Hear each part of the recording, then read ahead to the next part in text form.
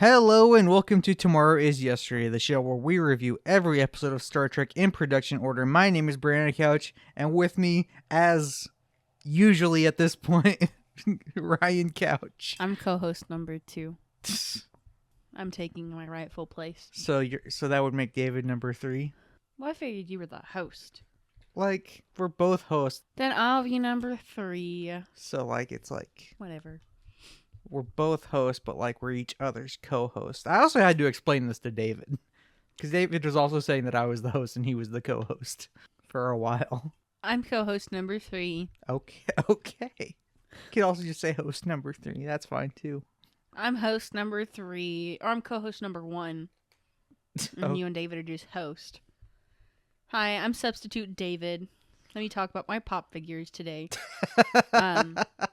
We have a couple of Patronuses. And don't you have a pop figure in the closet that's Star Wars? Oh, yeah. I have a Luke pop figure that also has a comic book. The original Marvel comics. I have zero knowledge about pop figures, but I'm still going to pretend that I do. So we have the Patronus that I can't see, and then another Patronus that I can't see, and then another Patronus that I can't see, and they're all blue. And they're from Harry Potter, and we don't support that. We don't support that. We're just keeping them hostage so nobody else can buy them and make money off of them. So yeah, follow me at what's David's stuff? I don't know. Whatever David usually says. And look at my pop figure reviews and yeah. That was a very good David. Yeah, and technically I bought one of those from David, so it's not supporting J.K. Rowling, so it's fine. Yeah, that was whenever you told him that I was pregnant, wasn't it? I think you went and you bought it and you were like, "Hey, Ryan's pregnant." Nah, I think this was after that. Are you sure? Yeah. It might have been then. It was when you got our Christmas tree. Okay, then it was then, because that's when I told him. You waited till Christmas? Oh, we waited a while to tell pretty much. Well, no, I told David really early, but he was having a garage sale, and he had a Christmas tree, and I bought it. Oh. That was, in October. Yeah, it was in October, because my parents were at Disney World. Yeah. And my niece was born. On my birthday. On your birthday. So it was October. Which is now also her birthday. Yep. Okay, you're ready. I'm not going to ask you you're ready. You're ready. Let's get into the episode. Wait, I'm not ready. Okay, get ready. All right, I'm ready. Oh my God. I had to get into the mindset. Court Martial first aired on February 2nd, 1967. Teleplay by Don M. Mankiewicz and Stephen W. Karabastis. Story by John M. Mankiewicz. Directed by Mark Daniels, who we last saw in The Naked Time. Or who last directed The Naked Time. Did I see that one? I don't think so. What was it? It was the one where Sulu takes his shirt off and waves a sword around. Because I would have had a lot of fun. I think I said that in the last one too. Yeah, I'm pretty sure we had this exact conversation in the last one. I was like, Naked Time. Woo! Where's I? David says that's the best episode we ever recorded. David, you need to be a little bit more open about some things, buddy. Sorry, I mean, I, David, need to be a little bit more open about some things. It's good to be back, guys. Okay, let's get into the cast. Percy Rodriguez as Commodore Stone. Isn't that like one of David's things is like Commodore Moss? Yes, that's his Twitter or not Twitter, TikTok. His TikTok. Oh yeah, handle. Follow me, guys, at Commodore Moss at TikTok. All right, Elijah Cook as Samuel T. Cogley, Joan Marshall as Lieutenant Ariel Shaw, DeForest Kelly as Dr. Leonard McCoy, who we last saw in the Galileo 7. Nichelle Nichols as Lieutenant Uhura, who we also saw last week in the Galileo 7. Or I guess that was 2 weeks ago because we missed a week. Which one's the Galileo 7? Is that with the space nut? Yes. Okay. It's that one. I follow. The one where Spock and them got stranded. It's hard for me to remember the episodes because sometimes the titles don't really match with what the episode has. Yeah, that's okay. Richard Webb as Lieutenant Commander Benjamin Finney. Hagen Beggs as Lieutenant Hansen. Winston DeLugo as Lieutenant Timothy. They don't have his last name, or maybe his first name. I don't know what Timothy's first or last name is. It's just Timothy. If his last name's Timothy, his parents are psychopaths. Well, his parents wouldn't have got to pick his last name, because that's not how last names work. It's probably just his first name. But still, he's a lieutenant and his name's Timothy. Anyways, Alice Rawlings as Jamie Finney, Nancy Wong as personnel officer, Bart Conrad as Captain Krasnovsky, William Meter as Captain Lindstrom, and Reginald Lau Singh as Captain Chandra. And that's our cast. Yay. Roll call. Anyway, so I rate this episode a 4.5 out of 5 red shirts. You really are David. Huh? You really are David. What? Except he says Bailey's. What? Does he actually do that? Yes. What's the Baileys? Bailey is a character from a very early episode of the Corbinite Maneuver who me and David both hate. Because he sucks. 4.5 out of 5 red shirts. I stand by that, and you don't have to do it because I know I don't find it hate to arbitrarily rate art. But I think it's a very good scale of how you can rate personally how art speaks to you. Okay. And this episode spoke through me. Okay. We open with a shot of a damaged Enterprise. I like that in the background of this shot. You can see another ship that looks exactly like the Enterprise. I didn't notice that. Yeah. Although, after I wrote this, I watched the original version, and the original version doesn't have that. It's only in the remastered version. Which one did I watch? The remastered one. Oh. Well, I wasn't paying very good attention then. But yeah, like it starts with a shot, and like you see like this hole in the Enterprise, and like in the background you see like another ship that looks like the Enterprise. There's a hole in the Enterprise? Yeah, from the pod that was jettisoned. It's where the pod was. Oh. It's not like all the way through the Enterprise. Yeah, I was gonna be like, how are they like maintaining cabin pressure? How are they not getting sucked out of the hole into space? Well, in the movies, it's force fields. Well, the Next Generation movies, they'd use force fields when that happens. Them directors think of everything, huh? I don't know. That movie really sucked. I haven't seen any movies. I wouldn't know. Captain's log, star date 2947.3. We have been through a severe ion storm. One crewman is dead. Ship's damage is considerable. I have ordered a non-scheduled layover on Starbase 11 for repairs. A full report of damages was made to the commanding officer of Starbase 11, Commodore Stone. Could they never found the pod? No, they never found the pod. I feel like at that point, technology would at least have something where you could track it. Yeah, but also this was the 60s, so they didn't think of that. Or they thought about it and they're like, no, that's a loophole. We wouldn't have a story then. Yeah. All right, we're in Commodore Stone's office. Kirk's wearing that green shirt that I've never been a fan of. I can't remember what it looked like. I know the shirts that they wore in one of the scenes of this episode were very like BDUs, like best dress uniforms. Yeah, their dress uniforms. Those are also introduced in this episode. Really? It's the first time they wear them? Yeah. They looked weird. Yeah. I don't know how I felt about that. Yeah. Oh, I guess the green shirt he's wearing kind of looks like a tunic. Yeah, it does. It is a tunic. It is a tunic? Yeah. It looks weird. Yeah, it is. I don't like the green shirt. So a little bit of this episode, I felt like their shirts were almost like crop tops. Like there's a scene like later in the episode where they're having a little scuffle and his shirt's like popping up and I'm like, bro, got a midriff going. Yeah, the guy who Kirk's fighting with that scene, like his shirt looked like really tight and small. Like they need to show off his muscles. They need to get that guy a bigger shirt. Stone is ordering maintenance to reschedule work on the Intrepid to prioritize repairs on the Enterprise. Kirk's reading his report and Stone says, "That makes 3 times you've read it, Jim. Is there an error?" And Kirk's like, "No problem. It's just the death of a crewman." Like Kirk's having a rough time with it. It's not just a crewman, it's his buddy. Yeah. Clearly Kirk's taking this one hard. Stone takes his testimony. That's where Kirk was reading what it was his sworn testimony, and then asked Kirk for the extract from the Enterprise's computer logs to confirm it. Kirk pulls out his communicators and calls the Enterprise, asking where Spock is with the computer extract. We get a shot of her at her station on the bridge. She says Spock should have been there 10 minutes ago. Stone says something along the lines of, "It's a shame we can't afford to lose good men like Lieutenant Commander Finney." And Kirk's like, "Yeah, I agree. I waited till the last possible second. We were on red alert, the storm got worse, and I had to eject the pod." Spock beams in, Kirk asks what took so long, and Spock is about to say something like, "I think there's something wrong with the computer extract," but before he can say any of that, Stone just takes it from him. Then this teenage girl walks in, Kirk says, "Jamie," real friendly like, and she starts going, "I just wanted to look at the man who killed my father, you murderer." And Kirk's like, "No, we were friends." Jamie's like, "Your friend, you hated him all your life, and that's why you killed him." And she just starts screaming, "You murderer," repeatedly. The way you say that, I can't tell if like you have a bit of malice towards her or like ill feelings. No, not really. Because at first I was like, "Damn, this girl's stupid," and then later on I was like, I could see it. I just don't have a good relationship with my father. So,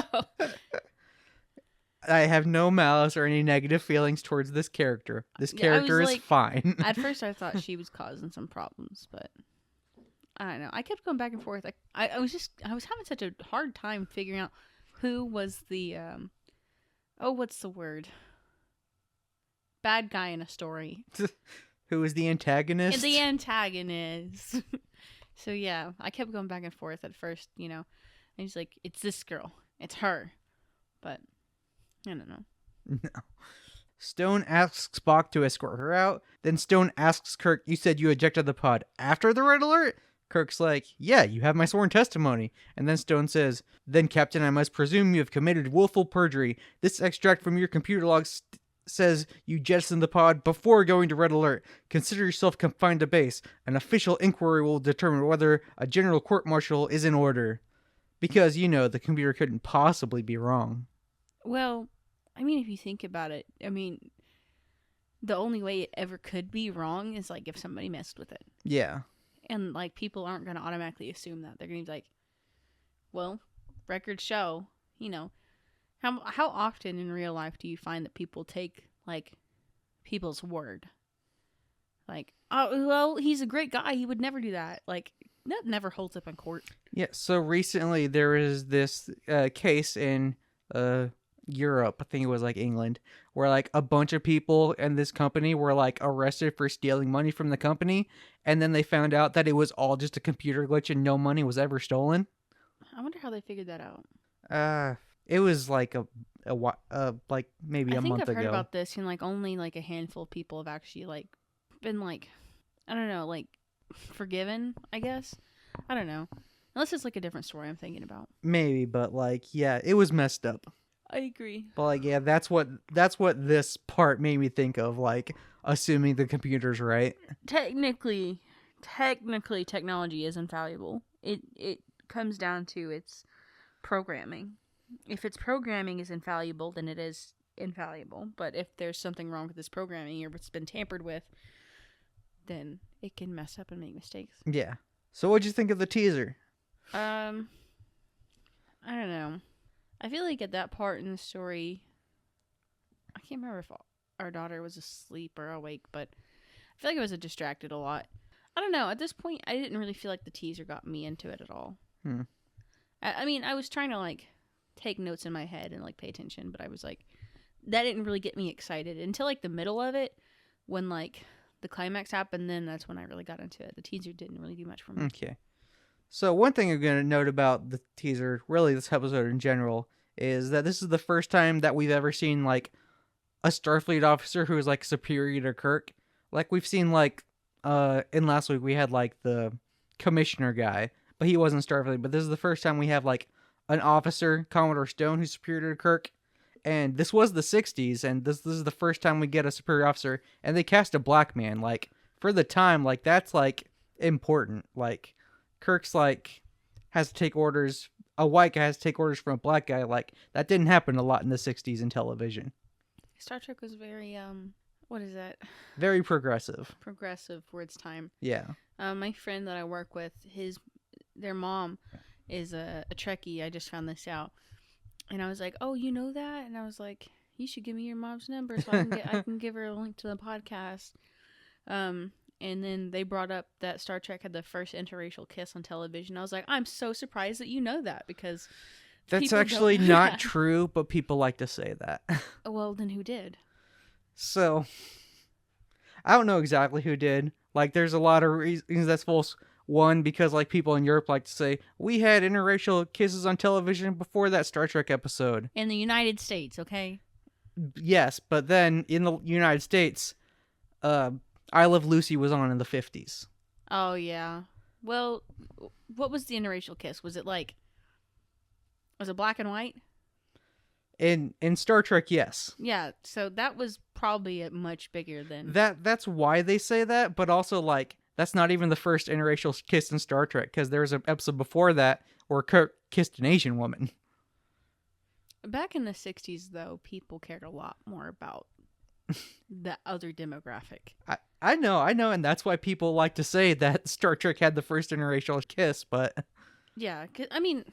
But also, if you look at that kiss, like, it's not a positive thing. Like, they're being tortured and mind controlled and forced to kiss. It's not like we're kissing each other because we want to. It seems to be a recurring theme in Star Trek somehow. Oh, look at this weird virus or weird possessive ghost from another planet. We're all horny for each other, and now we all need to make out and party. This is different, though. This was like that episode's like a really rough episode. Like, Have watching you them already be gone tortured. over it or no? No, we haven't. That's later in the series. This season or no? I don't think so, but I'm not sure. Yeah, that's all I think is like. But I understand that like, it's getting credit for something it didn't actually do. But Yeah, then we can say it's the first black and white kiss on television. maybe. Maybe.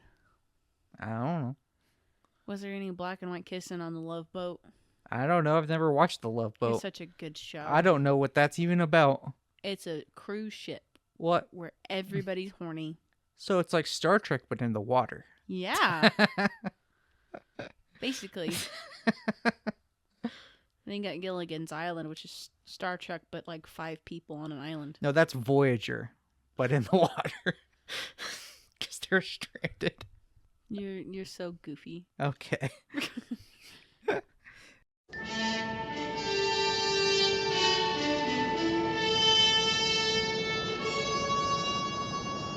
Captain's log, stardate 2948.5.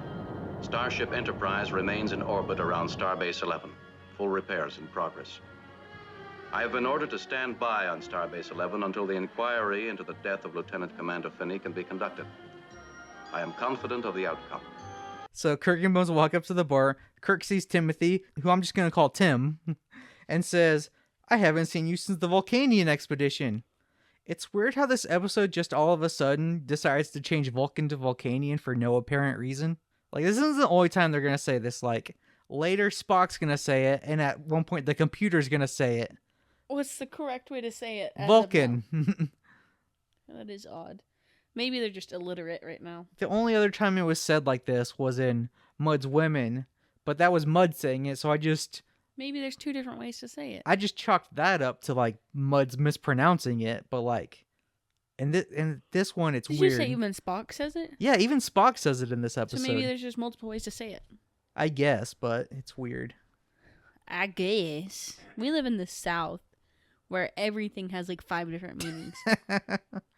Okay. I think is acceptable. Kirk notices that there are several members of his graduating class there. Timothy and Mike are at the bar, a couple of guys at a table whose names aren't important enough for me to remember. You said you were just going to call him Tim.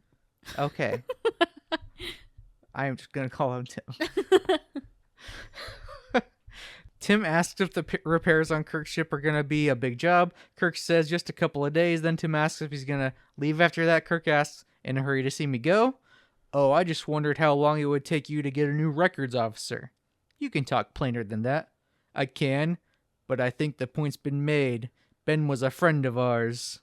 I don't get why you're going to replace all this with just clips. I'm not. That's why I'm doing the voice. At that point, Bones starts trying to get Kirk to leave, but Kirk's not having it. He just keeps saying, "Nah, finish the sentence. Ben was a friend of yours and," Mike says, "Why don't you tell us?" So I don't understand. Like, I understood after, obviously, the episode kept going, but I was like, First of all, how does everybody already know that the computer said that he pushed it before it was a red alert? News travels fast. But that shouldn't have even left. It was just like Spock, the Commodore, and Kirk. That was it. Yep, but news Who's a travels fast. blabbermouth? Probably some yeoman. Who talked to the yeoman? Probably just a yeoman who works in Stone's office. Someone doing paperwork, being a blabbermouth. But yeah, I was just confused. I was like, why would it, like, it's Kirk, bro. Like, yeah, he does some stupid stuff sometimes, but like, you know, hint to the last episode. Kirk was really stupid in the last episode. You know, sometimes he be thinking with the wrong head. Sometimes.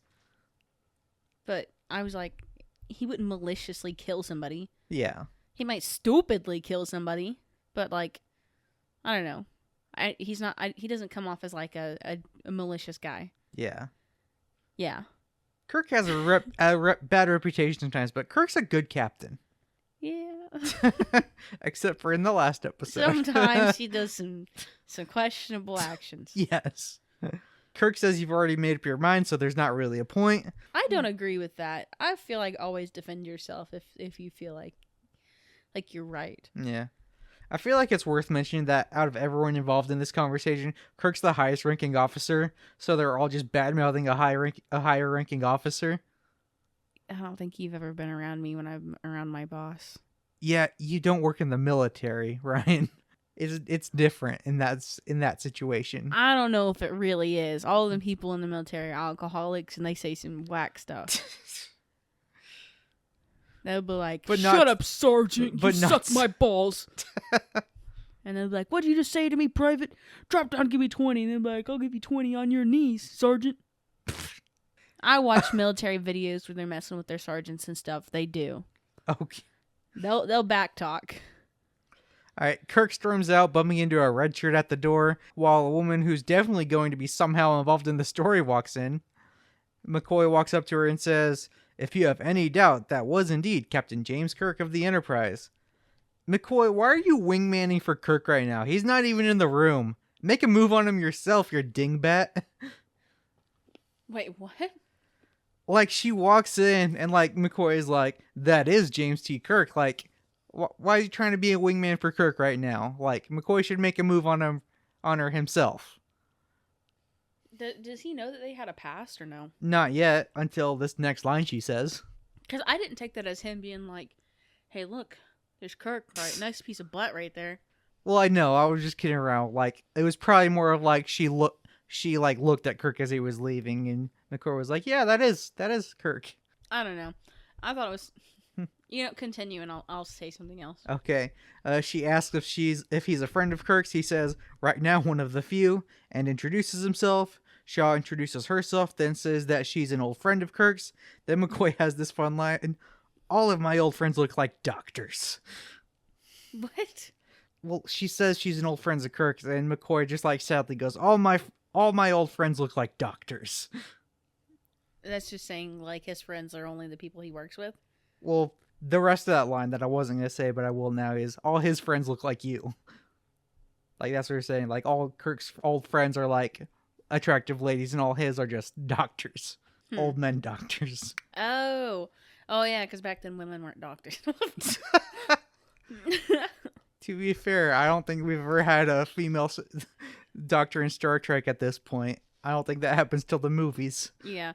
They may be diverse as far as race, but women still get no rights. Oh, wait, that's not true, because in the second pilot, Dr. Daner, she was a psychologist. So we have had a female doctor in Star Trek. Exception, not the rule. Okay. She was just one of the bros. Nah, she was like the female lead of that episode. She got godlike powers, then died. When was that? That was like the... Not the failed original pilot, but like the second pilot with Shatner that actually got made into a series. So that was the second episode. Alright. Where was I? All my old friends look like doctors. Alright. Then he asks her to have a drink with him. We cut to Stone's office. Kirk's wearing that dumb Greek shirt again. Stone turns on the computer. Recording, inquiry, matter, Captain Kirk, James T. Subject, circumstances of death, Lieutenant Commander Finney, Benjamin. This sucks because they really could not imagine computers having any sort of human-like voice at all. You know the next generation computer, how it has like more of a human-like voice. I can't remember off the top of my head. Well, it does. Like it sounds like just a woman, but the woman who voiced that computer is the exact same woman voicing this computer. Really? Yeah. She also like played Chapel and Number One and I bet she was so relieved, and they're like, just talk normal. and married Gene Roddenberry. So like yeah, she's in a lot of Star Trek. And is also Troy's crazy mom. On the list of things that would put a Victorian child in a coma, Star Trek computer voice. All right. Stone says all official like this inquiry to determine whether a general court-martial should be convened against Captain Kirk the charges of perjury and culpable negligence. Stone starts by asking Kirk about his relationship with Finney because they've known each other for a long time. Kirk says that when he was a midshipman, Finney was an academy instructor. Then, quote, but that didn't stand in the way of us beginning a close friendship. Historians will have you think they were just friends. Then says that Jamie, the girl who was screaming murder at him in the teaser, was actually named after him. Stone's like, everyone knows something happened between you two, Kirk says. I met Spock. From the very moment I laid eyes on those ears, I knew he was the one for me. I didn't want to, but I just had to break Finney's heart. On the list of fan fiction I didn't know I need to read today. What Kirk actually says is, when they were both assigned to the same ship, he relieved Finney on duty one time and found a circuit open to the atomic matter pods that should have been closed, which could have blown up had it been left open much longer. The computer wants to know what ship, and Kirk says it was the Republic. Kirk reported the incident, and Finney's name was sent to the bottom of the promotion list. I feel like it's really harsh for an accident. I mean, he could have blew up the ship. Like, I feel like that's fair. I feel like context is important in situations like this. I feel like there's better ways to... what is the word? Discipline, I guess? You know? Like, he was a good crewman. He was really good at his job, and he made one mistake. There's better ways to redirect than be like, you suck. You lose any chance at being a captain now. I mean, I'm not sure he lost any chance. He just, like, got pushed back. Like, I feel like had he not tried to frame Kirk in this episode, like, eventually he might have worked his way up to captain. How long ago did this incident happen? I don't remember. I feel like that context is important because it at least happened after after Finney's daughter was born, and you said she's a teenager. Yeah. So I don't know. I'm pretty sure they say how long ago, but I don't think I wrote how long ago it happened in my notes. It was definitely before Strange New Worlds. Because it was when Kirk was an ensign. In Strange New Worlds, he's a lieutenant commander. Stone asks if Finney blamed Kirk for that, and Kirk's like, yeah. Then Kirk says he had been at the academy for an unusually long time as an instructor. As a result, he was late in being assigned to a starship. The delay he felt looks bad on his record. My action, he believed, made things worse.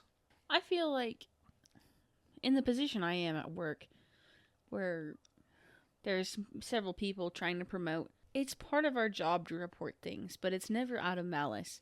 I'm never going out of my way to be like, I've been waiting for you to screw up so I could tell the manager. You know, it depends on the severity of the incidents, obviously. So, like, if, like, I don't know, if you hand out the wrong order, I'm going to, like, redirect you. Like, hey, look, you know, pay attention to the orders you hand out. But if you, like, cuss out a customer, I'm like, hey, that's not cool. I'm going to pull you off a window. You cool down, but I am going to have to tell a manager about this. You know, it's not, like, out of malice. And I want people to learn from their incidents. And I feel like it takes a certain amount of emotional maturity to realize, like, this isn't personal. You know, because Kirk already had the position, right? Like, or he was already, like, whether or not Kirk reported this, it wasn't going to affect Kirk's, job performance, you know? Okay. Like, does that make sense? Yeah. So, like, if Finney just looked at it from that perspective of, like, regardless of if he reported it or not, it doesn't make Kirk look any better or worse. It's just his job. Yeah. He just happened to be the one that found it. Yeah. Sometimes it just happens like that. Yeah. But yeah, it takes emotional maturity. Yeah. Then Stone asks about the storm when Finney died. Kirk says there was an ion storm dead ahead, and he sent Finney into the pod. Stone asks why Finney, and Kirk says his name was at the top of the duty roster. Duty. Sorry. I was debating whether or not to do it just then because I said it and I was just letting it hang there. Stone tries to snap at Kirk. If he blamed you, Kirk snaps back, I don't run my ship based on who blames me. It was his turn, so I sent him. Yeah. Yeah. It's pretty simple. Yeah. Finney checked in when we first hit the edge of the ion storm. It wasn't too bad, so I signaled a yellow alert. Then we began encountering pressure, variant stress, Force 7, the works. I finally signaled a red alert. Finney knew he had a matter of seconds. I gave him those seconds and more, but apparently it wasn't enough. Yeah, obviously. Because apparently Finney's just like Dead. out there. Floating in space. Do those pods not like have an oxygen supply? I don't know, because they never come up again after this episode. Really? Really. I don't even know why they had to eject them in the first place. Me Why does neither. ejecting it help the ship at all? I don't know. Like, that needed to be explained for me, but I don't know. It's probably just like based on a real thing that happens on naval subs. And because we don't know about naval subs, me and you, we just don't get it. I don't know. Maybe they're just hoping that since we don't know anything about naval subs, that we won't ask questions. But I'm asking questions. They didn't know that people would be recording podcasts about this in the 2020s. You hear that? Whoever directed, like, whoever's still alive from who worked on this episode, I need answers. So, William Shatner? You better answer to me, Shatner. I need answers. And maybe that little girl? Actor for Janie, please. Leonard Nimoy's still alive, right? No. What? No. When he died? Before we met. Really? Yes. I guess I didn't really care much about him until after Oh, we yeah. met. It would have been like 2015 or 16, because in the 2016 Star Trek film, since Spock couldn't be in it, like, they did like a thing to honor Spock in the episode, being like, they told like younger Spock, like, hey, old Spock died. And then Spock was feeling really sad. That's wild. I just didn't feel like they were that old. Yeah. Like, next month, William Shatner's going to turn 93. Dang. Yeah. Didn't he, like, go to space with Elon Musk recently? Jeff Bezos, but yes. Oh, yeah. It was And like then a Jeff couple Bezos years ago. popped champagne, like, all over him while William Shatner was like, this is such a special moment. And Jeff Bezos was like, shut up right now. Just shut up and party. You did tell me about that. That was just so rude. Yeah. I felt so bad for Shatner for, like, the first time in my life. But then I think I'm relating him too much to his character. Yeah. But yeah. I don't know. He spent his whole life working on, like, a show all about space exploration. Finally got to go to space. And Jeff Bezos was like, I own Amazon, mother... I mean, not his whole life. Star Trek didn't last that long. Most of his life. Okay. A good majority. I don't know about that. Star Trek was basically his life. The original series didn't last that long. And then he did like 6 movies. What else did he do besides Star Trek? He was the Priceline negotiator. Car insurance was his life. Okay, that's not car insurance, that's travel. That's a Travel site. insurance was his life. He did other shows too. Like traveling to space, Brandon. He did TJ Hooker. He did What's that? It's a cop show. Oh, I heard Hooker. And I Yeah. Boston Legal. Cop shows? Boston Legal, I think, was like a law drama. I think. Oh, I love law drama. I didn't watch most of the stuff. That's actually a really big reason why I like this episode so much. He was in one episode of The Twilight Zone. Oh, I thought he did a lot more. For some reason. I mean, he did. I just can't think of it off the top of my head. No, I meant in the Twilight Zone. Oh, no, he just did one episode. It's an iconic episode, but just one. Mm. Well, anyways, that was a special moment for him, and Jeff Bezos crapped all over it. Okay. How rude. How rude. Do better. Okay. Stone then asks why the computer log that was automatically made at the time says that you were still on yellow alert when you ejected the pod. Kirk doesn't know. Stone asks if the computer could be wrong. Kirk says Spock's working on that right now, but that's next to impossible. Stone stops the recording and says, Now look, Jim. Not one man in a million could do what you and I have done. Command a starship. 100 decisions a day, hundreds of lives. Staked on you making every one of them right. You played out, Jim. Exhausted. Kirk's like, so that's what you think, and Stone says, if you cooperate, that's what my report will say, and Kirk's not having this. Physical breakdown, mental collapse, admitting someone died because Stone cuts him off. Admit nothing. Say nothing. Let me bury the matter here now. No starship captain has ever stood trial before, and I don't want you to be the first. But if what you suspect is true, then I'm guilty. I should be punished. I'm thinking of the service. I won't have it smeared. By what, Commodore Stern? All right, by an evident perjurer who is either covering up his bad judgment, his cowardice, or something even worse. Now that's just ridiculous. If that's what Kirk was actually trying to do right now, he would want you to bury it. He wouldn't be wanting a court-martial or to be punished. I feel like they would have had a better time convicting him, or like even convincing him that something happened, if they would have just said maybe you made a mistake, rather than being like, you maliciously killed this man. Yeah. Because that's what they approached it at from the start. Is, you did this because you're mad that he was mad at you. Yeah. Like, why would I be mad, bro? I'm a starship captain. Why do I care? That's as far as you go, sir. I'm telling you I was there on the bridge. I know what happened. I know what I did. It's in the transcript, and computer transcripts don't lie. Now I'm telling you, Captain, either you accept a permanent ground assignment, or the whole disciplinary weight of Starfleet Command is going to light right on your neck. So that's the way we do it now. Sweep it under the rug, and me along with it. Not in your life. I intend to fight. Then you draw a general court-martial. Draw it. I demand it. And right now, Commodore Stone, right now. And that is the end of Act 1. This is where it gets exciting for me. Yeah? Yeah. When we get to the legal stuff. I do enjoy the legal stuff. I do enjoy a good legal drama in a Star Trek episode. Like, there's also, like, a really good one in Season 2 of Strange New Worlds, where number 1's on trial. I can't remember if I've seen that. Maybe. And then there's Is Una the one that's an Illyrian? Yes, and that's why she's on trial. And then there's a really famous one in Next Generation where Data has to, like, fight for his right to, like, basically be a living thing and decide what he wants to do.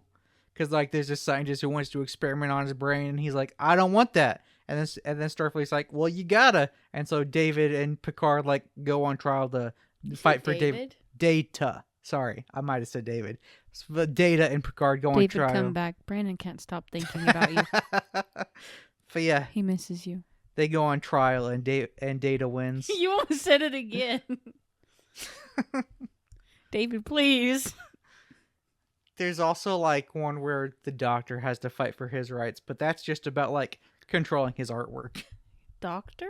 The holographic Doctor in Voyager. Oh, okay. He doesn't have a name. He's just the Doctor. Wasn't he, like, based on, like, an actual person, though? That, like, died? Not that died. Like, he, like, looked exactly like the guy who created him. And didn't it have, like, his memories and stuff? Or am I thinking of somebody else?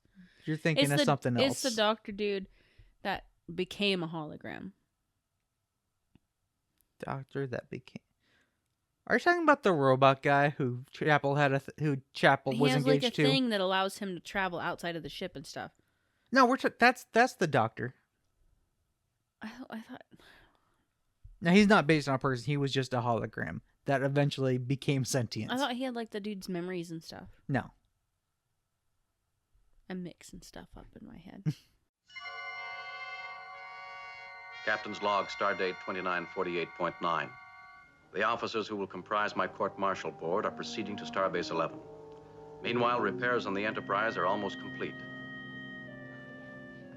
Kirk walks into a bar. Ouch. He meets up with Shaw. They immediately start flirting. McCoy said you were here. I should have felt it in the air like static electricity. She says, flattery will get you everywhere. He asks how long it's been, and she answers, 4 years, 7 months, and an odd number of days. Not that I'm counting. I'm guessing you didn't like this part. I'm just tired of Kirk rizzing up everything that has a hole. It adds almost nothing for me. Like, it's annoying and it's in the way. It's two old friends catching up. Friends don't make out with each other. Yeah, they probably used to make out. Anyways, he says she hasn't changed a bit, and that's where she sees an opening to bring up his court-martial. He's like, oh, you heard about that. And she reminds him that she's a JAG officer.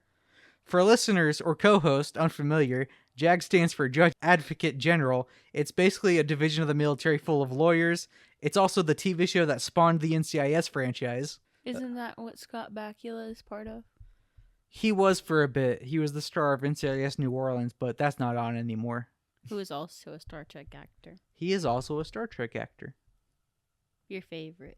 My favorite captain is Jonathan Archer, played by Scott Bakula. Scott Bakula, if you hear this, please. My husband loves you so much. I've been trying to contact your team to get an autograph, but you guys hate me, so. Wow. Okay. They really be curbing me. Okay. I messaged a bunch of people and I was like, please help me get Scott Bakula's autograph. And he was like, who are you, crazy lady? Don't contact me again. All right. Kirk doesn't want to talk about the court-martial, though. He wants to make up for lost time. She points out that he's taking this very lightly, and he says it's the confidence of an innocent man. I typed that line in twice. Confidence of an innocent man. It's the confidence of an innocent man. That's basically what my notes say right now. She straight up asks him if he is innocent because apparently the rumors say otherwise. Ah, yes, the unshakable legal foundation that is rumors. You'd be surprised. Yeah, I probably would. Kirk's still just trying to get out of this conversation, but she won't let him. She says this can ruin him and asks him to take her advice. Kirk's like, go ahead. I never could win an argument with you. Yeah, for men out there, or women out there, don't date somebody who's a lawyer. You'll lose every argument. Unless you're also a lawyer, then those are going to be some pretty heated family events. She says the prosecution will build its case on the basis of Kirk versus the computer. Now, if your attorney tries to defend on that basis, you won't have a chance. Well, what other choice is there? Well, that's up to your attorney, and that's why he's got to be a good one. You, perhaps? No, I. But she stops her stuff from finishing that sentence. I'm busy.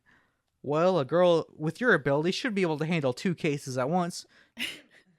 That made the episode a whole lot funnier. Jim, be serious. You're not an ordinary human. You're a starship captain, and you've stepped into scandal. If there's any way they can do it, they'll slap you down hard and permanently for the good of the service. You still haven't made any recommendation. Samuel T. Cogley, attorney at law. If anyone can save you, he can. He'll be paying you a visit, Jim. I've got to go. At this point, I was like, man, I really hope, she's not giving him, a really crappy lawyer so he'll, lose.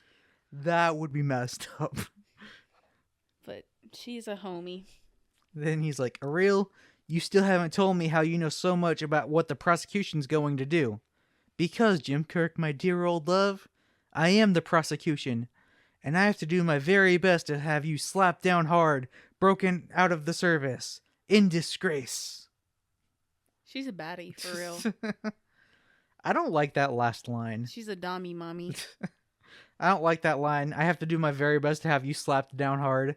That makes this sound like some sort of legal hit job because he didn't take a ground assignment. I feel like it would work better if it was something along the lines of, I have to do my very best to seek justice for the death of Lieutenant Commander Finney, for that little girl who's never going to see her father again. You know, something like that. Something to tug on the heartstrings and make it serious. But she doesn't believe that he was in the wrong. I believe that she believes that he did the right thing. Yeah, but still, So she's just doing her job because you know that the only thing he did was piss off Starfleet. Because they wanted to sweep it under the rug. I mean, but a crewman is dead. I'm not sure she believes that he, actually didn't make a mistake. I'm not saying that. I'm saying that she believes he didn't, at least didn't do it on purpose. Which is what they were trying to say. Well, yeah, but like also like the trial is not just about him doing it on purpose. It's about like him like doing the wrong thing and ejecting it while it was still on yellow alert, and like killing a crewman when he shouldn't have. I suppose. Okay. We fade to this guy sitting in the middle of a room surrounded by books. Kirk walks in, is about to pour himself a drink when he sees this guy. Turns out this is Kirk's room. The guy asks if he's Kirk, and he's like, yeah, what's all of this? The guy says, I figured we'd be spending some time together, so I moved in. Kirk responds, I hope I'm not crowding you. Guy's like, what, you don't like books? Kirk's like, well, computers take up a lot less space. Guy's like, I got one of these in my office. Contains all the precedents, a synthesis of all the great legal decisions written throughout time. I never use it. Why not? I've got my own system. Books, young man, books. Thousands of them. If time wasn't so important, I'd show you something. My library. Thousands of books. What would be the point? This is where the law is. Not in that homogenized, pasteurized, synthesized. Do you want to know the law? The ancient concepts in their own language? Learn the intent of the men who wrote them? From Moses to the tribunal of Alpha 3? Books. You have to be either an obsessive crackpot who's escaped from his keeper or Samuel T. Cogley, attorney at law. You're right on both counts. Need a lawyer? I'm afraid so. So our daughter just woke up, so you might hear a toddler in the background of this episode. Honestly, a blessing. Honestly, a blessing. I like how they do that thing that Star Trek does, where they mention things from history, and they start off with real history and then move into fake Star Trek history. Okay, what did I miss that was real history? From Moses to the tribunal of Alpha 3. Oh, yeah. Whenever he was going on his rant, I was like, I got lost. He said a lot of big words. I know that's really stupid of me, but... Cut to Commodore Stone ringing a bell in the courtroom. Court's now in session. Stone has appointed Captains Lindstrom, Krasnowski, and Chandra to be members of the court. Then asks Kirk if he feels any of these officers are prejudiced towards Kirk and should be replaced. Now here's what I think could have been more interesting. These three guys should have been the guys from the bar scene, and then we'd see that the deck is clearly stacked against Kirk, and that would increase tension and drama. Wait, 3 guys from the deck should have been what? So there's like 3 captains in the courtroom who are like a part of the court, and Stone asks if like Kirk thinks any of these captains are prejudiced towards him, and Kirk's like, no. Like, what I think would have been more interesting is if like 3 of those guys from the bar scene who were like clearly like, you killed Finney, like if those 3 guys were made members of the court instead, that way like we would actually have a court that is prejudicing against Kirk, so like Kirk would be fighting an uphill battle. I don't know. I felt like they did a really good job. Okay. I feel like it's better. I don't think they were trying to villainize Starfleet. I think they were trying to make like an actual like decent case. Well, yeah. Where they were saying like, you know, maybe you made a mistake. You know? Okay. Kirk has no objections. Stone asks the same question about Shaw and himself, and Kirk still has no objections. Then Stone addresses the clerk. And I think the president of the clerk is so funny because his only job is to hit buttons on the computer while it does the actual job of a court clerk, and he's so unnecessary. I just thought that was funny. Somebody's got to hit the buttons, okay? I hope that man gets paid a lot to hit buttons. He probably didn't. He gets paid minimum wage to hit buttons. All right. What do you think Starfleet minimum wage would be? I don't know. I know currency's like not even a thing then, but like... Well, actually, like at this point, like it's pretty clear that currency is a thing at this point in Star Trek. Even though Strange New Worlds like to act like it's not, but money was clearly a thing when they were writing the original series. I don't know that I've seen any instances where money is like exchanged. Well, there's a point, I don't think we've even reached it at this part of the podcast, but there's like this one line where, at one point in the show where Kirk says, Starfleet paid a lot of money to train us. Like, and there's like lines like that. Is there no form of currency at all in the later Star Treks? Yes. Well, yes and no. Like, the Federation, like, doesn't have currency, but like, they still like trade with other people, and like, So they go back to bartering and trading. And the Ferengi is like all about currency. So like Deep Space Nine has a lot of currency because that's like a Bajoran station, or an old Cardassian station that's now a Bajoran station, but Starfleet's running it. But yeah, the whole not having money thing has always been very confusing, and they've never quite explained it very well. But yeah, in Next Generation, they start with that whole, that's not a thing. So my season. So your show. All right, so the computer says, charge, culpable negligence, specification, and that on stardate 2945.7, by such negligence, Captain Kirk James T. did cause loss of life, to wit, the life of Records Officer Lieutenant Commander Finney Benjamin, to all recorded charges and specification. What is the plea? Kirk says not guilty, and Bum, bum, bum. I thought that was so silly, because, like, what else did you think he was going to say? Okay. No, like, it was so dramatic in the, like, TV show. Like, it, like, did the dramatic music and everything when he said, not guilty. And it was like, da-da-da. And it's like, what did you think? He was going to be like, guilty. It's a dramatic television show. They got to do that. It's a courtroom drama episode. I just felt like it was oddly timed. Like, don't do it on the not guilty plea. All right, Kirk says not guilty, and we've got ourselves a trial. Shaw calls Spock to the stand. Spock hands his little cartridge to the clerk, who puts it in the computer. Spock, serial number S-179276, SP, service rank Lieutenant Commander, position First Officer, Science Officer, current assignment USS Enterprise, commendation Vulcanian Scientific Legion of Honor, awards of valor, twice decorated by Starfleet Command. Spock is not a lieutenant commander. He is a full-fledged commander, and this irritates the crap out of me. You give credit where credit's due. Give Spock his flowers. Yeah, like, even if you look at his sleeves, he's wearing commander stripes, not lieutenant commander stripes. Shaw says that as first officer, Spock knows a lot about computers. I don't know how that has anything to do with being a first officer. Heck, I'd find it more believable if you said as a science officer, he'd know a lot about computers. Spock knows a lot about computers. Spock does know a lot about computers. And that's all that's important right now. As we'll see next week. Oh. Yeah. I'm kind of glad I'm not doing the dual episode. Please, for the love of God, David, please show up. I don't know if I could watch 2 episodes back to back and then do this when I also have to watch our child. Please don't do this to me. All right. Spock's like, yeah. She asks if computers can malfunction. Yes. She asks if Spock knows about a malfunction that caused the Enterprise to show inaccurate data. No. Is that answer based on your survey of the Enterprise ordered by Kirk before the trial? Yes. I feel like when Kirk was confined to base for possibly committing a crime that would require a court-martial, he shouldn't be able to give orders anymore. The fact that even when Kirk's on trial, he's still giving Spock orders is just weird and shouldn't be how it works. I don't know. Maybe they just trust him. Shaw starts to say something else when Spock cuts her off, but the computer is inaccurate nevertheless. Why do you say that? It reports that the jettison button was pressed before the red alert. In other words, it reports that Captain Kirk was reacting to an extreme emergency that did not then exist. And that is impossible. Is it? Were you illogical? Is it? Were you watching him the exact moment he pressed the jettison button? No, I was occupied. The ship was already on yellow alert. Then how can you dispute the finding of the log? I do not dispute it. I merely state that it is wrong. Oh? On what do you base that statement? I know the captain. He is in. Please instruct the witness not to speculate. Lieutenant, I am half Vulcanian. Vulcanians do not speculate. I speak from pure logic. If I let go of a hammer on a planet that has positive gravity, I need not see it fall to know that it has in fact fallen. 1. Bullcrap.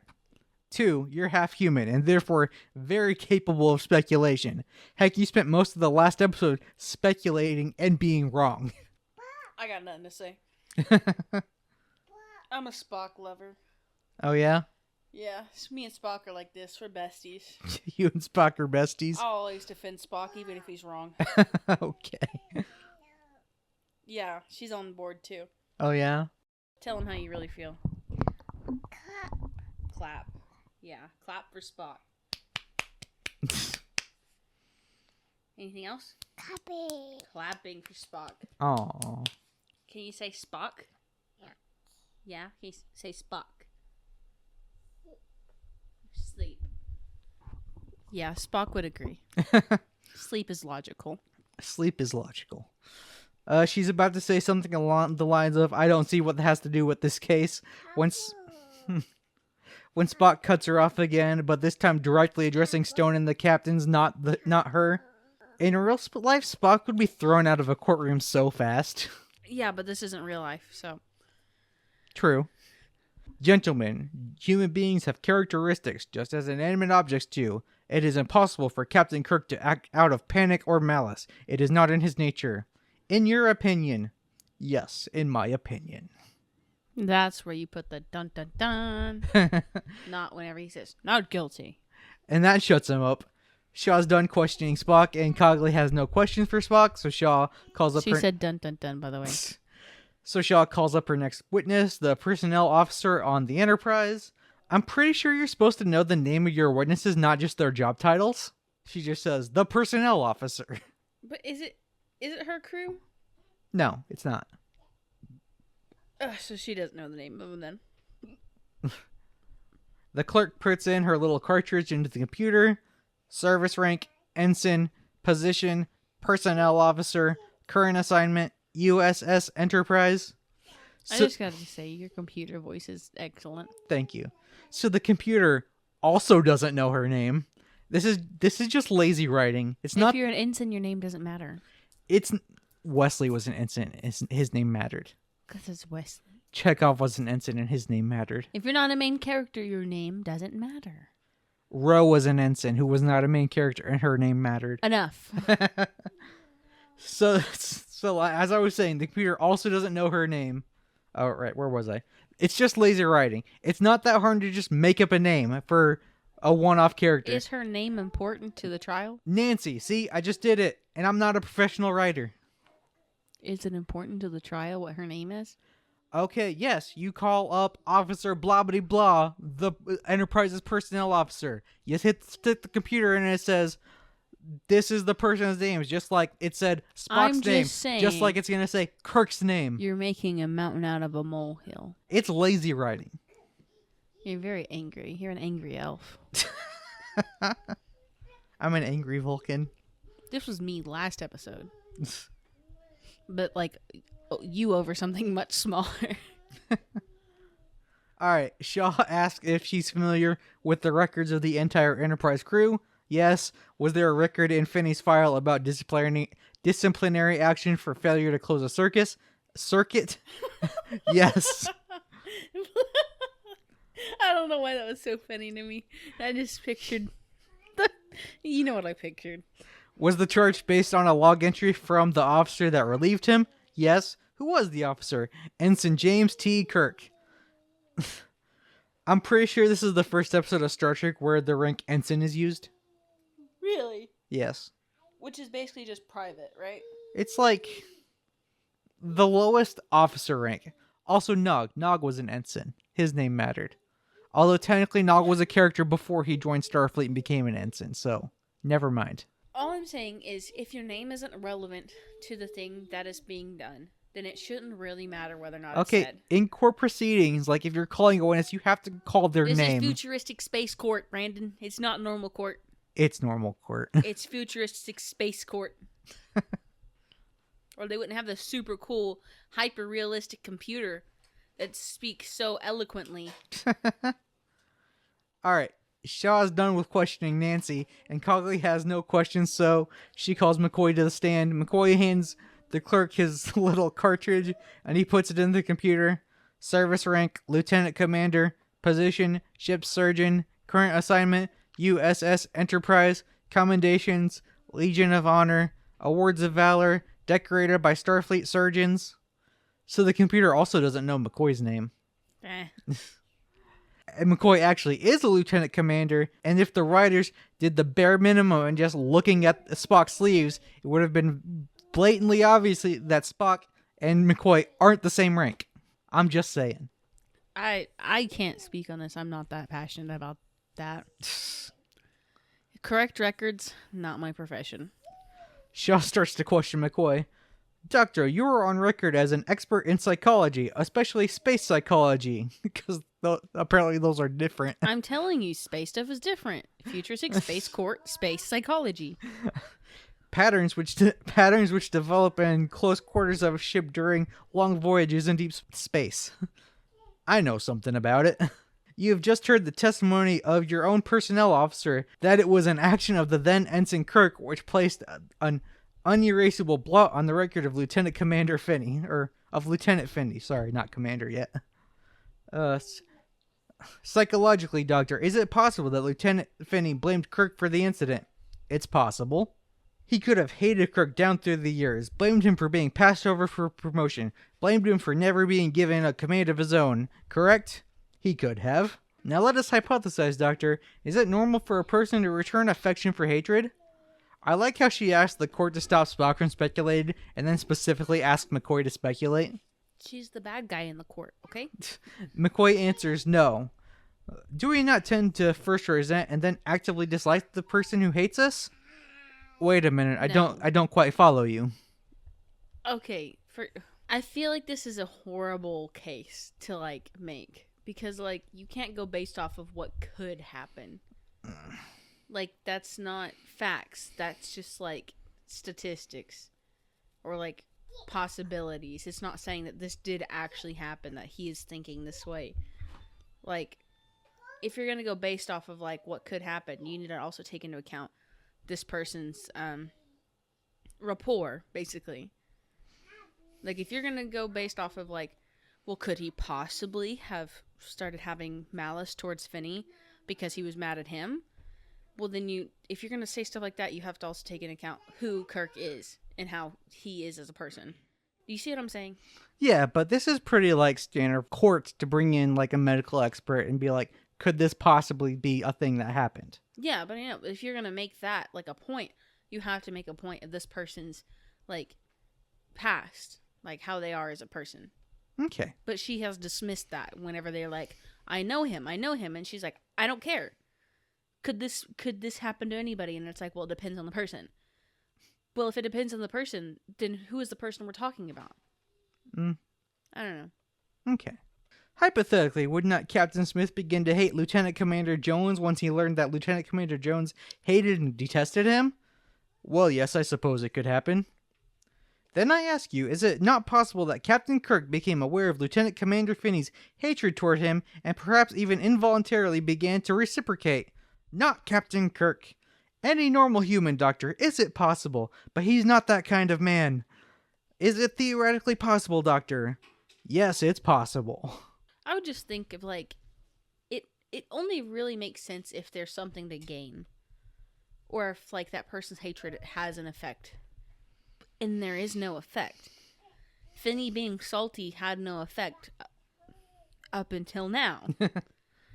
You know, and Kirk had nothing to gain from being salty back. So there was no reason. Shaw's done with McCoy and Cogley still has no question, so Stone's like, dude, you haven't questioned any of the witnesses. What's the deal? And Cogley's just like, well, I wanted to get all this out of the way so I could put Kirk on the stand. Kirk hands the clerk his little cartridge. He puts it into the computer.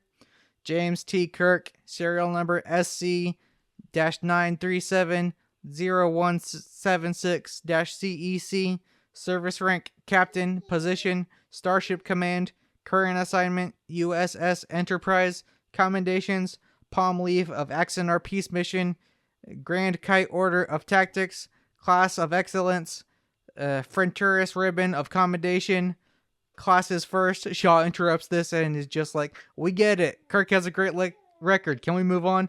Then Cogley has this great line. I wouldn't want to slow the wheels of progress. But then on the other hand, I wouldn't want those wheels to run over my client. So the computer keeps going. Awards of Valor, Medal of Honor, Silver Palm with Cluster, Starfleet Citation for Conspicuous Gallantry, Farragut Order of Heroism. Then Cogley stops it. Cogley asks Kirk if there was a red alert before he jettisoned the pod. Yes. Tell us about it. Firstly, I'm at a loss to explain the errors in the extract from the computer log. We were in an ion storm. Everyone here in this court knows the dangers involved. I was in command. The decisions were mine. No one else's. Charges of malice have been raised. There was no malice. Lieutenant Commander Finney was a member of my crew, and that's exactly the way he was treated. It has been suggested that I panicked on the bridge and jettisoned the ion pod prematurely. That is not so. You have heard some of the details of my record. This was not my first crisis. It was one of many.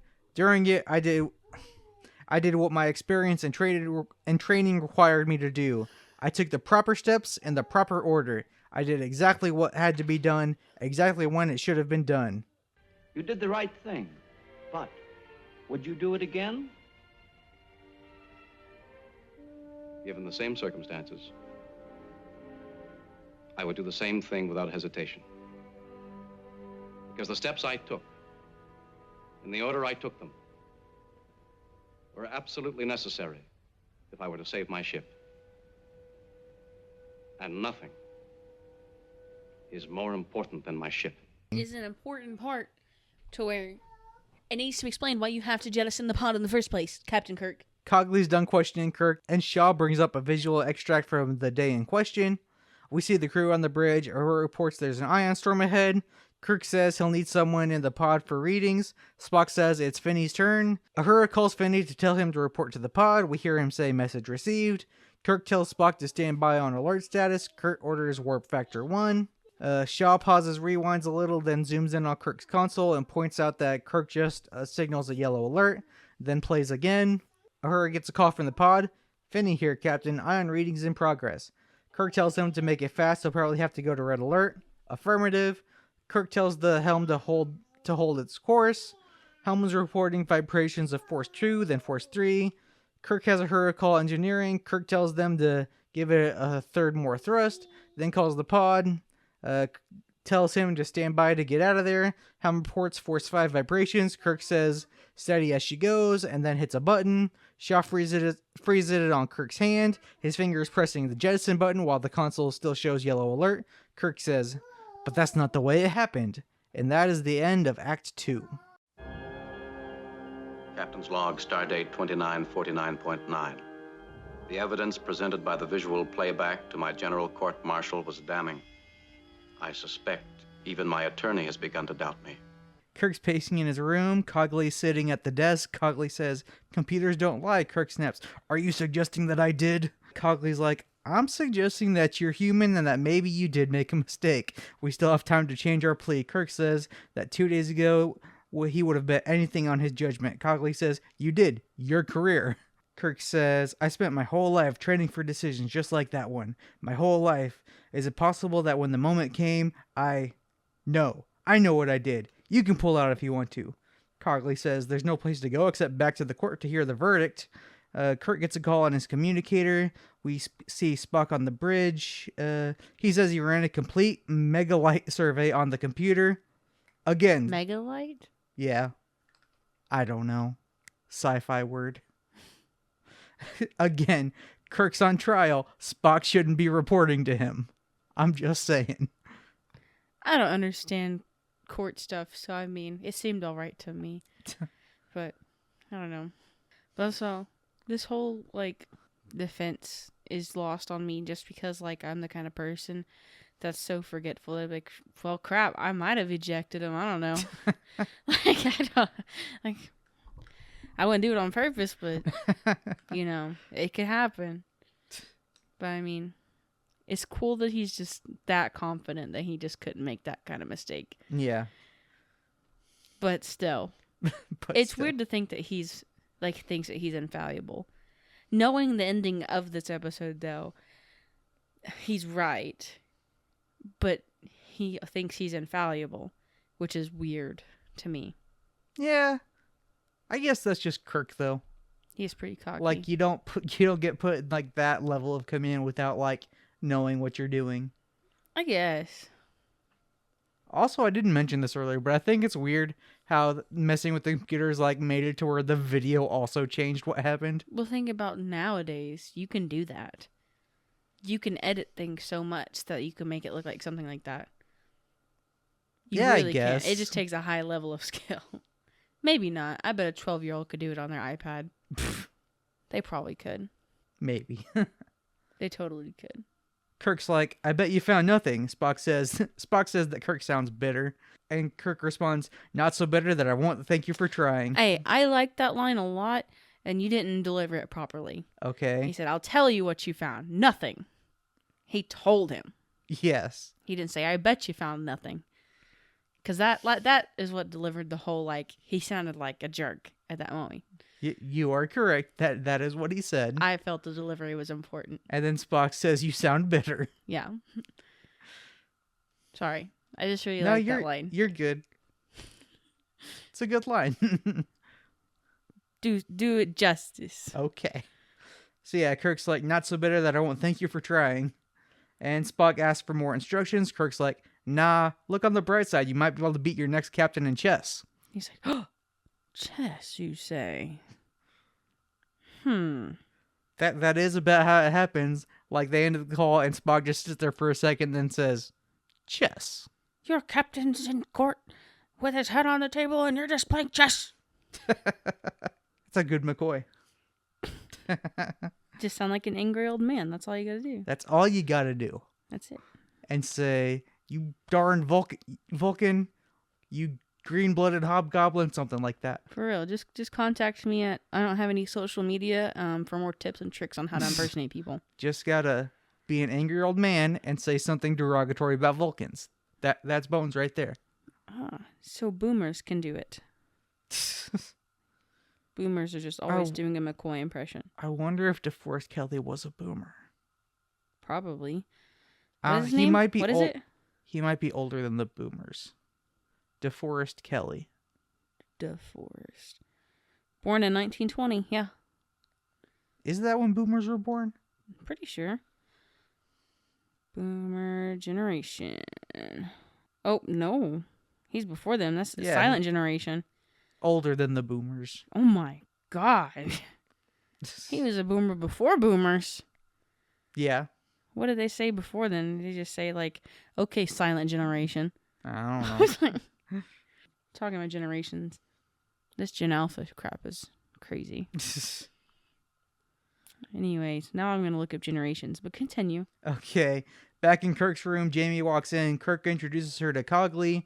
Then she starts telling Cogley that he has to make Jim change his plea and take a ground assignment. Kirk's like, no, but I'm glad you don't blame me for your father's death anymore. I have an important update. He's not part of the silent generation. He's part of the greatest generation. Oh, yeah, that one I've actually heard of. I've never heard of that till just now. I gotta look at this. Hold on. What the heck is the greatest? I think it's like the people who fought in World War II. These folks were indelibly impacted by the Great Depression, which molded their children in regards to frugality. This group was also representative of the majority of soldiers in World War II. See? If still with us, these folks are between the ages of 98 and 121. Imagine living to 121. I don't want to imagine that. I would like to live to half that. What's half of that? 59 and a half. Okay. Wait. No. 60 and a half. Okay. I went down, not up. Continue. All right. This turnaround that Jamie has makes absolutely no sense. There's nothing that happens later in this episode that makes it make sense. Her forgiving... Yeah, her forgiving Kirk. I think there was a certain point in the episode where I noticed, like, she realized... It's not that she doesn't think that he did something to her dad. It's that she realizes from the video that it was probably a mistake. That's what it was, the realization. So she was like, I forgive you. You wouldn't do it on purpose. Well, that's not it. Like, what they say is that, like, she read some of her dad's old letters to her mom, and we're talking about how great friends her and Jim were, but, like, that's still, like, even that, like, I don't buy it. I don't buy this turnaround. Yeah, because you're not a forgiving person. Forgiveness is not something you understand. Once you have a grudge, it's there forever. That's just mean. But it's true. This is the last episode you'll hear Ryan on. Oh, yeah? And I'll be thankful.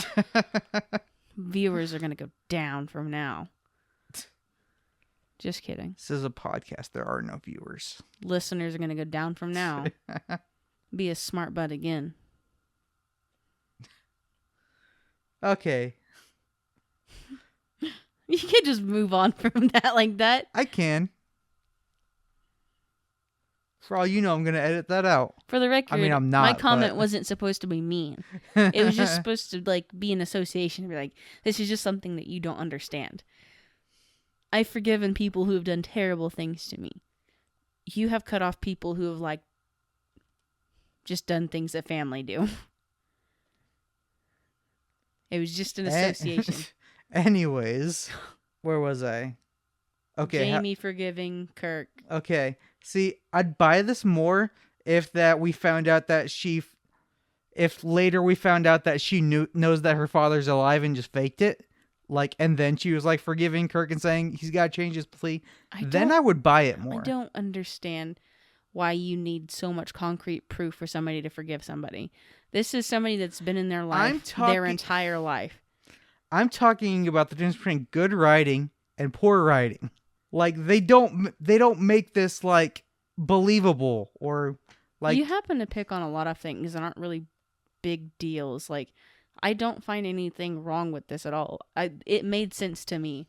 I just don't buy it. It could have been better. Sure. Cogley tells her that's very commendable, Miss Finney, but most unusual. After all, Captain Kirk is accused of causing your father's death, and the evidence would indicate his guilt. Like I said, makes no sense. It makes sense to me.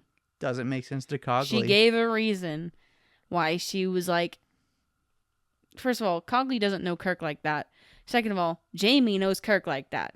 She spent her whole life growing up next to this man, literally named after this man. Okay, I doubt she spent her whole life growing up next to this man, because Kirk's in Starfleet has been on ships this whole time. Like, I don't think Jamie would know Kirk that well. But they have rapport, basically. Like, she's probably heard almost like next to nothing but good stuff about Kirk, except for that incident. What happened? Like, before him being quote unquote dead. Okay, well, this incident happened years ago. Like, I think that for years since this, she's just been hearing her dad talk crap about Kirk, which is why at the beginning she's like, you hated him your whole life. Yeah, but then she realizes it's not that hard to realize and then forgive somebody. Like I said, this is just something that, like, I think to understand, you have to come from a place of understanding, especially like when people have done you severely wrong, or at least you think they have. And then you just like have to come to this point of emotional maturity and be like, maybe it isn't actually how I think it all is in my delulu head. Maybe I'm not the victim 99% of the time. Okay. Cut to Spock in the conference room playing chess by himself. McCoy walks in and starts reading him the riot act because Kirk's about to lose his case and Spock's here playing chess. Mr. Spock, you're the most cold-blooded man I've ever known. Why, thank you, Doctor. Spock then tells McCoy that he just won his fourth game. McCoy says, that's impossible. And then Spock wins another game and Spock says, mechanically, the computer is flawless. Therefore, logically, its report of the captain's guilt is infallible. But Spock couldn't accept that, so McCoy realizes that Spock was testing the program bank. Spock says that he programmed chess into the computer himself, and the best he should be able to do is a draw. And now the two of them on the same page head to the transporter room. At that point, I was like, man, does Spock just mess up and like make a goof or something and like screw up the computer really bad? It would have been funnier if Just that's like, what sorry, happened. Captain. I put chess in the computer and just messed everything up. Yeah. It just made it to where like all the video is wrong. You did, in fact, actually eject that man, but it wasn't your fault. You actually pressed the yellow button and it just ejected him. Cut to the courtroom. The prosecution rests its case, and so does the defense. But right after Cogley says that, Spock and McCoy barge in to tell Kirk and Cogley what's going on. Cogley says there's new evidence to be presented. Shaw objects, but Stone is interested. He asks what kind of evidence. Cogley says he can't tell them. They have to see it, which I feel like he could have just told them. But this is more dramatic, so we'll go with it. I feel like this whole episode is a whole lot of, I need physical proof. I can't listen to rapport. I can't listen to word of mouth. So, I mean, it goes with the theme. Yeah. Shaw objects again. She says Cogley's known for his theatrics. Cogley's like, is saving an innocent man a theatric? And Stone tells the lawyers to address the bench and not each other. Cogley says, I'd be delighted to, sir, now that I have something human to talk about. Rights, sir. Human rights. The Bible. The Code of Hammurabi. And of Justinian. Magna Carta. the Constitution of the United States, fundamental declarations of the Martian colonies, the statutes of Alpha 3. Gentlemen, these documents all speak of rights. Rights of the accused to a trial by his peers, to be represented by counsel. The rights of cross-examination. But most importantly, the right to be confronted by the witnesses against him. A right to which my client has been denied. He did that trick history thing again, where he like started with real history, then went to fake history. Once people start talking about history, I get completely lost because like it's usually a bunch of jumbled up stuff together, and my brain can't follow that much that quickly. So it was lost on me. Well, at the end, he added in the fundamental declarations of the Martian colonies and the statutes of Alpha 3. Yeah, I wouldn't have caught that because I don't know much about Star Trek history. I'll just be like, oh crap, that's real? When did we talk to the Martians, bro? Originally, Spock was supposed to be a Martian. That's interesting. Before they created Vulcan. That's actually interesting Star Trek history to me. I like that. Shaw says that they produced witnesses and Cogley had the chance to cross-examine them. That's crap. None of your witnesses were against Kirk. Heck, they all said he was clearly innocent and the computer had to be wrong. Facts. Cogley responds, all but one. The most devastating witness against my client is not a human being. It's a machine, an information system, the computer log of the Enterprise. And I ask this court adjourn and reconvene aboard that vessel. Do you think there's any like actual cases where somebody's had to like basically do trial against technology, like in real life? I mentioned earlier that case, somewhat recently in Europe, where a bunch of people got arrested because of a computer glitch. That's true.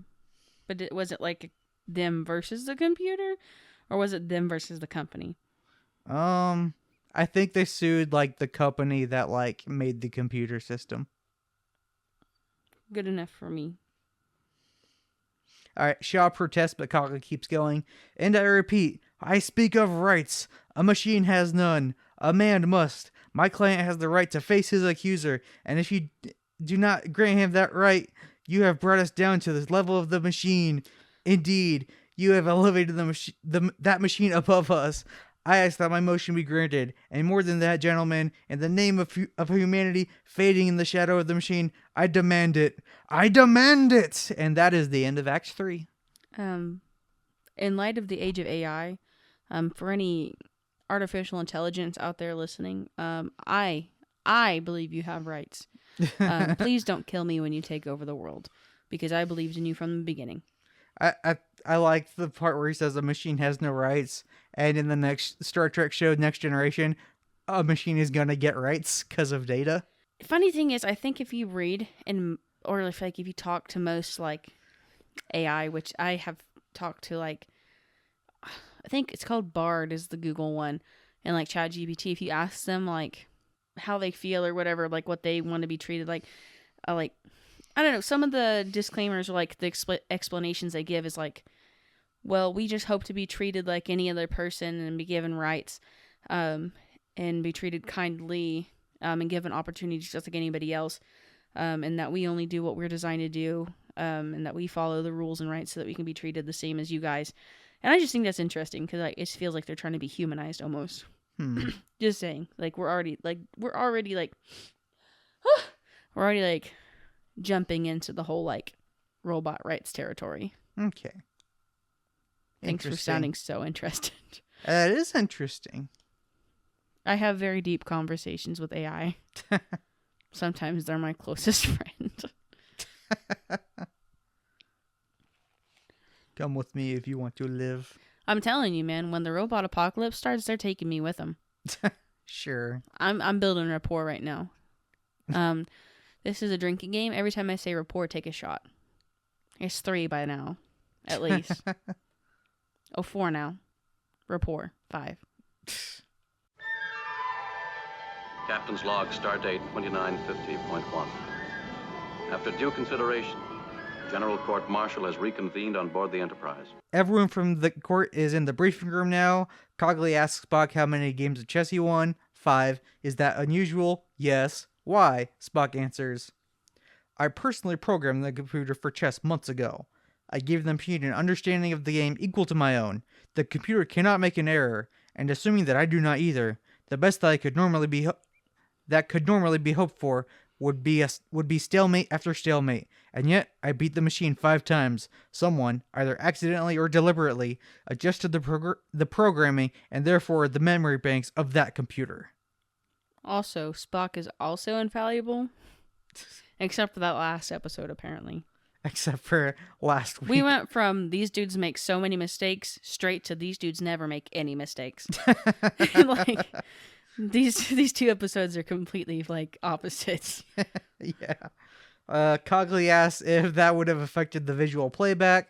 Shaw objects because Spock is making conclusions. It's sustained, so Cogley changes his wording. Hypothetically, if what Spock's suggesting happened, there are very few people who could have done it, correct? Yes. Who all could have done it? The captain, Spock, and the records officer.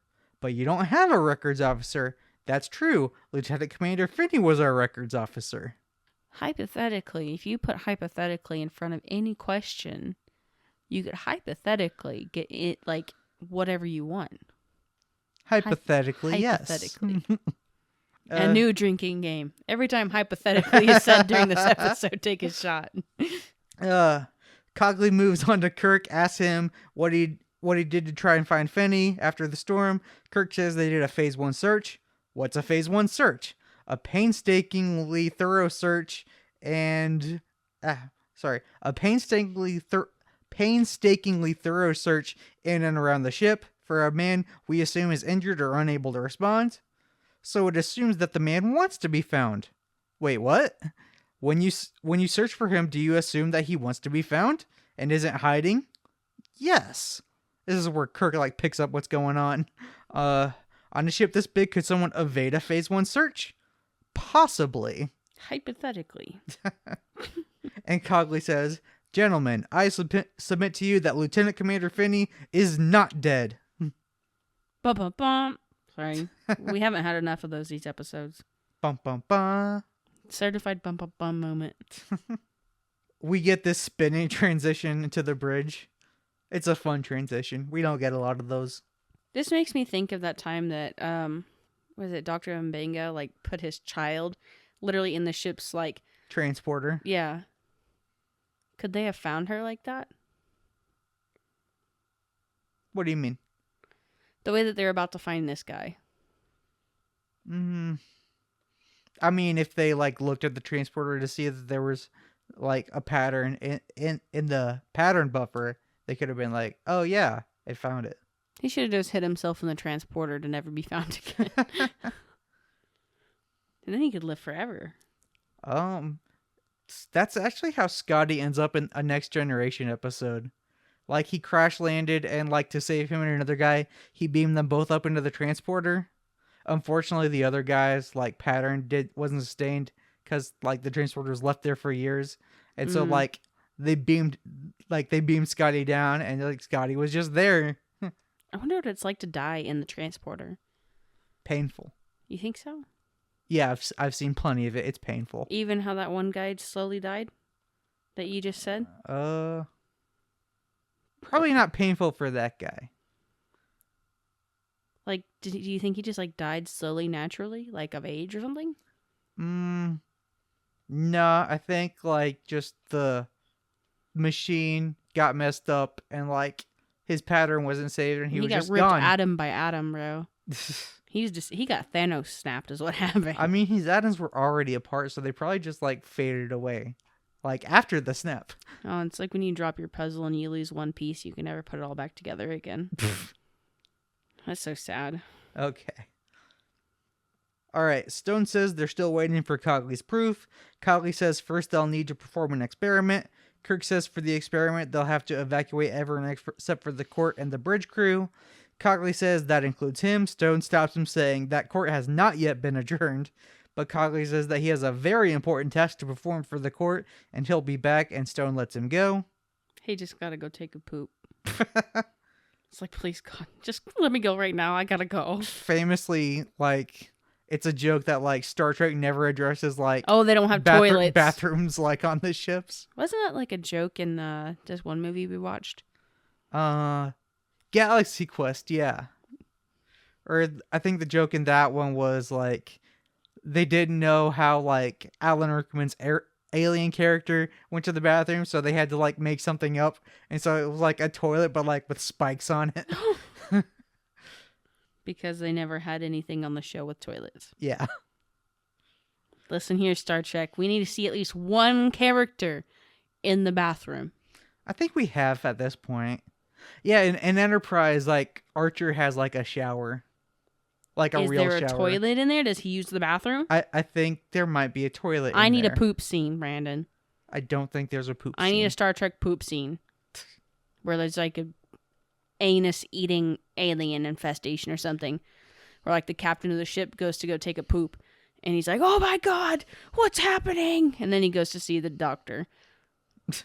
And then it's just like a space tapeworm. I don't think we need that. I'd watch it. It'd be like a little horror movie. You know me. That's my alley, man. Butthole eating space aliens. Sounds like a fun time. Okay. Just so we could make sure that there's toilets on the Enterprise. Okay. Purely for research purposes. All right. Stone asks Kirk if they'll still have an engine crew. Kirk says they shut down impulse engines and will maintain orbit from their momentum. One of the other captains asks, "What if the orbit decays?" Kirk says, "Hopefully, we'll be done long before that." How much you want to bet they're not? Bet they're not what? Done before the orbit starts to decay. Well, I've already seen the episode, so I'm not saying nothing. Cut to the Enterprise and back to the bridge. Kirk and Spock use the computer to amplify the sounds of all the heartbeats on the ship. At first, it's too loud and hurting everyone's ears, so Spock turns it down. Then McCoy goes around with a silver microphone, masking their hearts with a... I put silver microphone in the sentence twice. It's a very important detail. So yeah.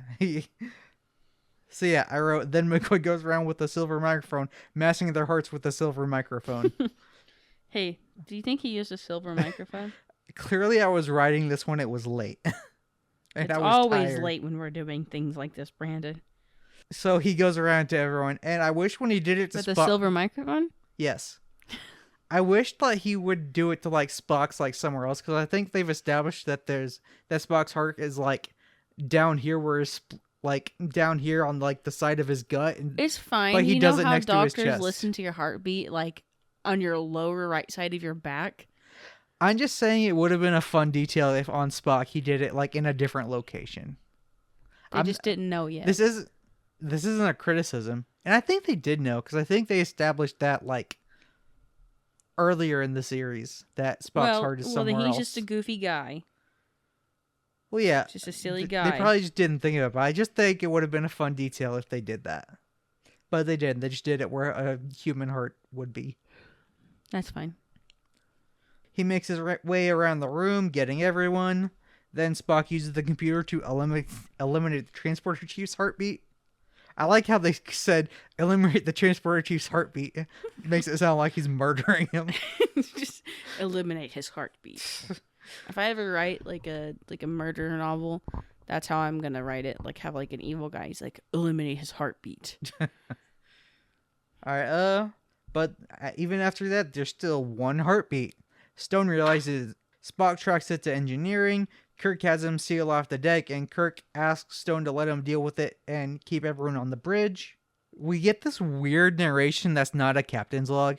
Sam Cogley had gone ashore to bring Jamie Finney on board. We both felt that Jamie's presence would make Finney easier to handle in the event Finney really were alive. Foreshadowing. Kirk enters engineering, yelling for Ben to come out. We get a shot of the bridge and see that they can hear everything. On the bridge, the orbit's beginning to decay. This is Spock's second episode in a row to deal with a decaying orbit. I thought that was funny. The last one. Yeah. Mm. Because, the shuttle pod was about to crash because of the orbit. Then you use the last hoorah. Yeah. All right, Kirk's in engineering. Finney starts talking to Kirk but doesn't reveal himself. Kirk's like, well, I'm glad you're alive. Finney says, you mean relieved because you think your career is saved? Ben, we can help you. Oh yeah, like you always have, keeping me down. Finney pops out with the phaser to Kirk's back. Finney says, I'm as good an officer as you. Then he goes full conspiracy theorist. They told you to do it to me. You all conspired against me. You ruined me, but you won't do it anymore. This man's just butthurt to another level. Yeah. Kirk tells him to put the phaser down, but Finney responds, oh, I'm not going to kill you. I'm going to kill your ship. Kirk asks him what he did. He tapped out the energy circuits. Kirk then asks Spock how the orbit's doing. Spock says it's decaying. Kirk says, why kill innocent people? Finney answers, innocent? Ha ha ha ha ha. He laughs a lot. I might cut that laughing out. He's going nuts, man. This man is just hyper fixated. He reminds me of like Goob from Meet the Robinsons. Yeah. It's all your fault. My life sucks. All right, but yeah, he was saying, officers and gentlemen, captains all, except for Finney and his one mistake a long time ago, but they don't forget.